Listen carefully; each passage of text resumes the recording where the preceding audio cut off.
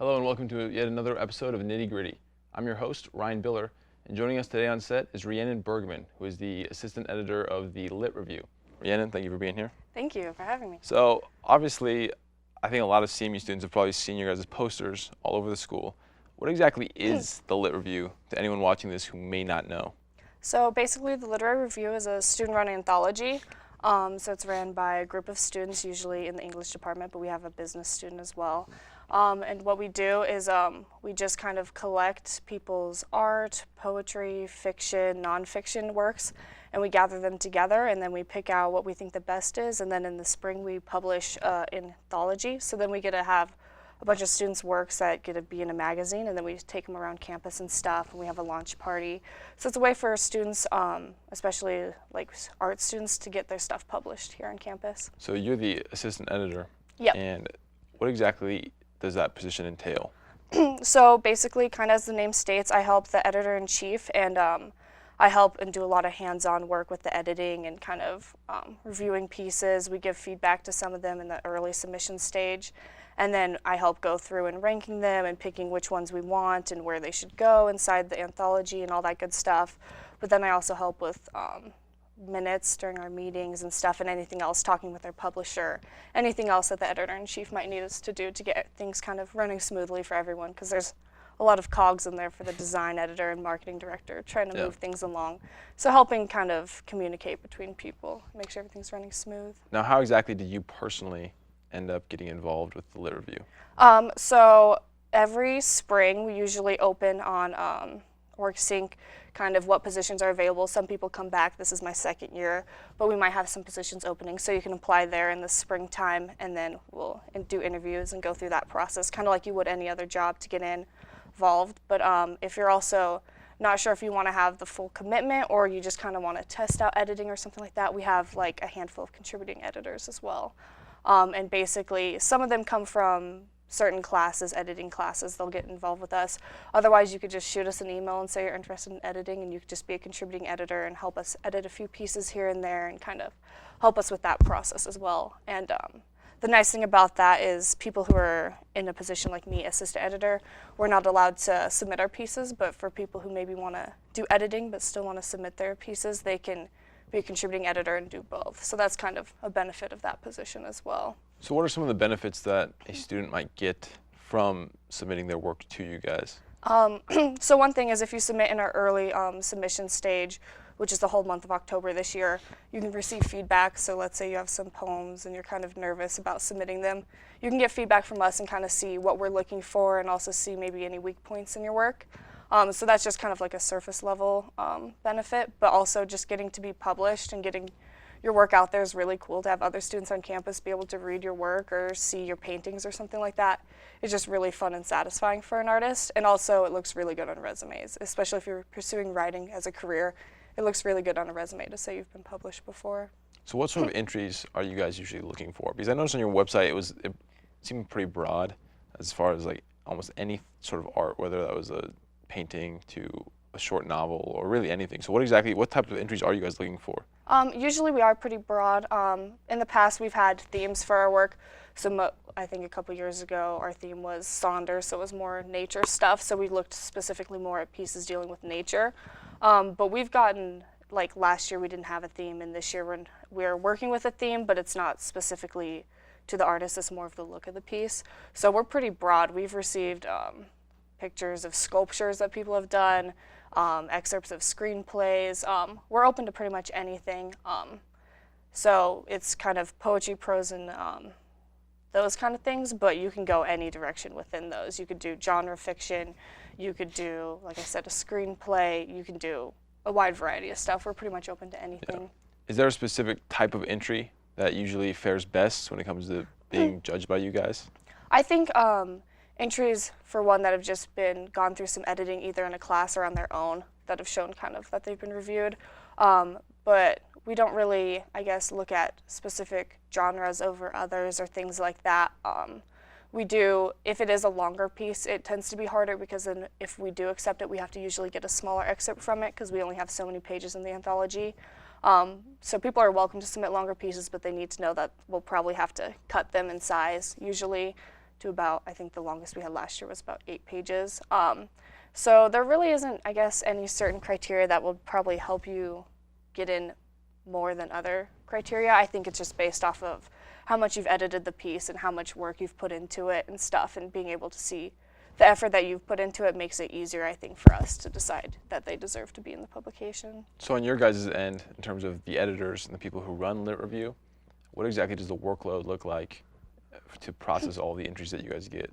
Yeah, it takes quite a bit. So once we open submissions, we have a ton of people coming in. So the editors and the contributing editors and editor-in-chief and myself, we're looking through all of these. We're writing feedback, getting in touch with the authors, seeing if they want to meet up and talk about their piece, or just seeing how they feel about the edits and where they want the piece to go and stuff like that, if they're willing to cut pieces if it's too long and stuff like that. And so we're doing that. And then we also work with an illustrations class, and we pair some of the writings with illustrations, which is a really cool thing we started doing. So we also have to get in touch with them and let them know what pieces are needing illustrations for and stuff. So it's a lot of communicating with other people, but it's also just a lot of just reading through and editing pieces and going through and ranking which ones we think should go in the publication, which ones aren't as solid, things like that. And usually we'll get into groups and kind of discuss it and kind of all vote on which ones we think belong in the publication and stuff. So it's a lot of work. And then we also have our design editor who's making the cover, writing in the table of contents, things like that. And we have to get in touch with her and figure out page numbers, where things are going to go in like order-wise throughout the piece. So it takes a lot of just communication, I think, as well as just like the actual editing to get everything done. What does your personal workload look like? So we have, it's kind of cool, we get office hours once a week. So we're up in our office in 213 upstairs, and that's open door for if anyone has any questions. So we do that 1 hour a week, and then we also have our meeting, our weekly meeting, where we come together. And then in between those things, I'm possibly getting in touch with other people. If we're planning an event or a publisher, we might be getting in touch with them.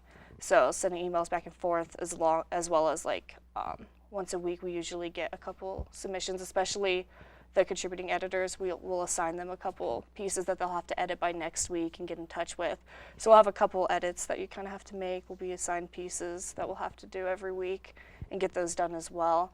And then once we've figured out what pieces we want, the workload gets a lot heavier because we are putting them into the design layout that we have and making the pages match up and making sure everything looks good, that everything's spelled correctly, that the page numbers are right. So that's where we're sitting there for quite a long time, making sure everything looks best for when it's published, so that everyone's work looks professional and stuff like that, and we give them the light that they deserve.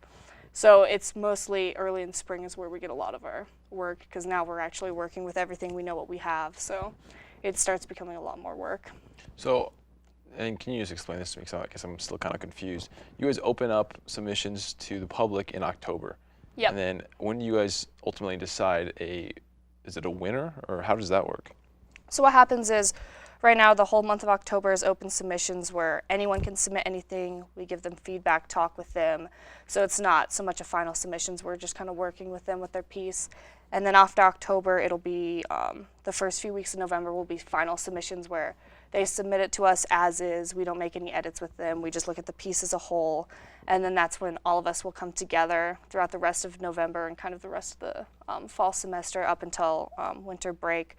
We get together and we just kind of look at the pieces. We decide right off the bat which ones we think are the most solid and which ones are maybe weaker, and then which ones are the maybes that we might add in. And then so we go through putting those in, figuring out how many pages we have left, seeing if we have too much poetry, if we're very prose heavy. And then so we spend pretty much the rest of fall break going through, and then usually by winter break is when we know for sure which pieces are going to be accepted, and then that's when we start sending out the acceptance and rejection letters, letting people know to expect their piece in the literary review, or maybe to try again next year. So usually by winter break is when we'll have the decisions made. Now you guys, I think, do a fantastic job of advertising, because I personally feel like I see your guys' advertisements all over the school. Oh, thank you. So because of that, do you guys get a lot of entries? Do a lot of students usually tend to participate in the lit review? Yeah, especially we've noticed in the last 3 years that it keeps rising. We get more and more people each year as more people kind of know about it, which is awesome. So I think last year we had about 90 submissions, getting up there. So hopefully maybe we'll break 100 this year. We'll start getting higher. We get about, I think, 10 more submissions each year. But sadly, we can only accept about half, a little bit less than half of those. But we get quite a bit, yeah. So there's not one set winner. You guys submit up to about half, you say, in total? Yeah, so we'll end up, I think, usually, depending on how many pages we have with the publisher, we end up with about 30 pieces that get published. And usually each is devoted to a different artist or author, but sometimes we'll maybe have 2 pieces by the same person. So about 30 people will end up being published in the end. And so when you say published, that's into the literary review? Yep. So what exactly is the literary review? Is that a journal online, or what exactly is it? So it's our journal, but we actually come out with an actual book in the springtime, usually around spring break, and we come out with one every year. So we'll have one issue every year, and that's what they'll get published in, and then they can come to our launch party. They get free copies. We pass them around campus. A ton of people get to see them, and then we also submit them to competitions as well. Every year we submit each issue to a competition. So yeah, they get to be seen pretty much all throughout campus and stuff, so it's really cool. How have you guys fared in those competitions? Do you guys usually do pretty well? Yeah, we're usually up there. We haven't won one yet. We just started submitting in the last 2 years, I think, is when we started finding competitions to submit to. But we're still waiting to hear back from last year's issue if we've won or not. So fingers crossed for that. Yeah, but best of luck. Yeah, thank you. Did you ever personally submit any of your own work into the lit review? Yeah, so I'm a junior this year, and I've been assistant editor for the past 2 years, but freshman year I submitted a couple poems, and I actually had one published. And so wow. It's really cool to have that experience, then to be able to go on the other side of things and see all the work that got put into it, and just kind of see, like, wow, it took a lot for this to happen. So I think it makes you appreciate it even more when something like that gets published. How hard is it, do you think, to decide which ones should be published and which ones shouldn't be published? It's really hard because it's such a subjective thing, and usually we'll have, a couple debates. Sometimes we might break even, us with the contributing editors, on which pieces should get in, because some of us love it and some of us aren't really sure, and it also depends on like what kind of stuff we like to read. Everyone has their own preferences. So it can get really hard sometimes, especially when you know how much work people put into it, and you'll get pieces that are pretty even, but we only have so much space. So sitting there trying to figure out which one should get submitted, it can get pretty hard. And it does come down to the effort that we see put into it by the author, and also just, page count that we have, or depending on if we feel what the subject matter, if it kind of goes with what we're looking for, and if it kind of will fit inside the piece and kind of flow with everything else we have as well. So it's a lot of moving pieces, so it can get kind of hard to kind of sit down and critique each part that's going into it and figure out overall, okay, this one should be submitted over, maybe this one shouldn't be accepted this year. Now you mentioned effort from an author. How exactly do you guys judge the effort from the author? Because I feel like that's something that would be pretty difficult to, scrutinize or judge. Yeah, it can be really hard, which is partly why the open submission period where we get to give feedback is really nice, because we can talk with the author and kind of see where they're coming from, why they made the choices they did. But usually it comes down to, if we get a piece that has a lot of errors in it, like punctuation and grammar errors, we can tell they didn't proofread it and put as much effort into revising it before they sent it to us. So that's kind of a sign that maybe they didn't put as much effort. But also I think, just you can kind of feel when you read a piece how much from the heart it comes from too, and how it flows and what like the subject matter is pertaining to. And so I think we always strive to find those pieces that's really hitting something, like that really evokes a lot of emotions for you. And that also shows us that, a lot of effort and passion went into writing it, and that comes off to the reader. And those are the pieces we love to get and love to accept and love to publish. But yeah, so that's probably the best way we figure out how much effort was put in, is how it makes us feel. Have you guys noticed a certain trend in any specific sort of pieces that are typically entered into the literary review? Yeah, it was kind of interesting. Usually, I think in the past, it's usually more poems. We get a lot of poetry, but last year we got a lot of prose pieces. Last year we got quite a bit of fantasy kind of pieces, or things that dealt with more mystical, supernatural elements and stuff, which is really cool to see that last year that was something that was kind of maybe big in the student population. This year so far, I think mostly from what I've heard, it's mostly poems. So it's kind of interesting that each year it kind of shifts around back to poetry. And so it's kind of interesting by the end because then we end up with kind of almost a snapshot of what the student population was like that year. So it's kind of a bigger representation of maybe what's going on. Maybe people are influenced by things like Game of Thrones or certain things in our culture that could have maybe pertained to last year getting so many fantasy pieces. And then maybe this year, maybe, you know, we have Milk and Honey and books that are really popular right now. And so maybe poetry is kind of coming back in. So it seems like this year it's leaning more towards poetry. In terms of content, is there any sort of like piece that you guys have ever had to deny because its content isn't even appropriate for you guys to publish? So far in my experience with the literary review, we haven't had anything that it was like, I'm sorry, we have to refuse this because of maybe too much violence or things like that. Yeah, which is good, you know, no people submitting like very dirty or vulgar stuff. And we do accept some subject matter, you know. It is a college campus, so reference to drugs or alcohol, and sometimes we also get, you know, pieces that deal with maybe harsher subject matters, maybe domestic or sexual violence in the author's past or things like that. And we're open to accepting those pieces, but we've never gotten anything that's strayed a little too far into that and gone maybe too offensive, or maybe we've never had any pieces that have ever like outed or attacked a certain group of people, which is nice because those pieces would obviously be rejected right away. So usually they stay more within a realm where it's not so much for shock value, it's actually telling a story. And in that case, we'll accept, you know, things that might be rated R or PG-13. Now, do you guys have any sort of regulations that you guys have to still follow to make sure that people aren't crossing any sort of line? We don't have like a specific rule like you're allowed this many cuss words or things like that. But we do have to be wary. Once we put it, we have to look at each individual piece and see how much explicit content they might have. But then we also, once everything's put together, be like, wow, a lot of these pieces deal with sex, or a lot of these pieces have very vulgar language or things like that. Then we have to start stepping back and kind of looking at it as a whole and be like, okay, maybe we shouldn't have so many pieces that deal with this subject matter or that have this much explicit content.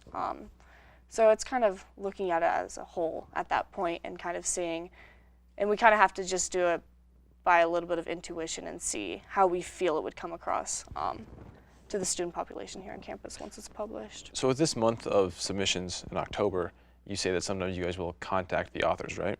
Yep. And so obviously there's not any anonymity amongst the authors when you're reading their pieces. So is it much of a concern for you guys that maybe, you know, an editor's friend would be in? Do you think that that's much of a concern or not really? Sometimes, you know, it is inevitable when you're talking with people, especially if I'm in the English department, so I know a lot of the people in the department, and they're usually the ones we get submissions from. So it can be hard because sometimes you'll know the person that you're receiving the submission from, but that's why it's good that we have kind of a group of people. So that way, if a certain editor does look at the piece, we do then come together as a group, so it doesn't become one person's sole decision. It kind of becomes a group thing, which allows us to, I think, be a little bit more subjective when we're dealing with people we might be friends with or maybe have a class with and things like that. It allows us to kind of look at just the piece itself and not focus so much on who the author is and what relationship we might have with them. So because you're an editor now, do you have any sort of advice towards students who might want to be entering in their own work? And what would be your advice to any student who wants to do that? I say, first of all, go for it, even if you're nervous, especially with this open submission period. It's always nice to just send it in, and that way if you're a little wary, you can get some feedback back. So I think it's just being courageous and just sending it in, even if it scares you. And also I think not being afraid of what you're submitting. You know, sometimes you might be worried that it's too out there or no one's going to understand this piece because it's so much my individual experience. But usually that's not the case. Usually those are the pieces that we look at and we're like, wow, like this is awesome. It really made me feel something. So I think accepting your individuality and just being creative, like having fun with it, not doing what you think we'll like or we'll accept, but just doing who you are and what you like to write. I think staying true to yourself is probably the biggest thing. And then after that, making sure that you've read through it a couple times, maybe had a couple friends or peers look at it, and just make sure you get a couple eyes to run through edits and stuff and just make sure it's polished up. But I say just be yourself is probably the biggest advice I can give, as cheesy as that sounds. Yeah, no, fair enough. So when you were younger, what was it that ultimately made you make the decision to submit your work into the literary review? I think it was, I had a teacher in high school. He was my creative writing teacher, and I loved his classes, and he really pushed me to submit my stuff to the high school publication we had. And so that just kind of boosted my confidence up, like, okay, like even if I get rejected, like to be able to send my stuff out there is still amazing. And so I think just coming here to college where, I don't know, I've always enjoyed the professors, all the creative writing classes have been awesome, and getting to kind of meet other people who are writing stuff and just kind of find a group of people who have like passions with you really made me feel more comfortable in my own skin to be able to send out my work, because they do get very personal, you know, the poems you send out or the pieces you write, they do feel like a part of yourself. So it can be scary to send that stuff in. So I think just having met more people that are also interested in writing and submitting their pieces, and then having professors that challenge you and kind of accept your pieces for what they are, I think that's what made me feel like, okay, I'm going to do this. Like, I'm just going to jump straight right in. Now, do you have any personal aspirations to continue your writing career when you leave college? Yeah, I'm hoping after I graduate to possibly go to grad school for writing, and then I would like to write for maybe a magazine or something, but also work on my own stuff on the side, because my dream would to someday get my own poetry and a novel written and published, but I think also working for a magazine in the meantime would be kind of a different way to channel that creativity, because you're working with certain subject matters, you're kind of having to channel it into a certain direction. So being able to do that while working with my creative stuff on the side, so hopefully I could get published and just do what I love to do for a career. Now, just some last thoughts. Do you guys have any upcoming events that you guys are holding in the near future? Yeah, so aside from the submissions that we have going on this semester, next Wednesday, October 30th, we're doing Halloween creepy poetry reading from 7 to 8 in the field over between Houston and Tomlinson Library. And so, yeah, anyone who wants to come read their stuff can come, or people who just want to come and check it out and see what other people are reading and stuff like that. It'll be fun. We'll have snacks, a campfire. It'll be fun. So, yeah, that's our biggest event. And then in the spring, I guess people need to look out for our launch party that'll be coming out too once we have the piece ready and submitted. Okay, very cool. All right, Rhiannon, that's about all the time that we have for this week's episode of Nitty Gritty. Be sure to submit your works into the literary review, and join us next week for another episode of Nitty Gritty.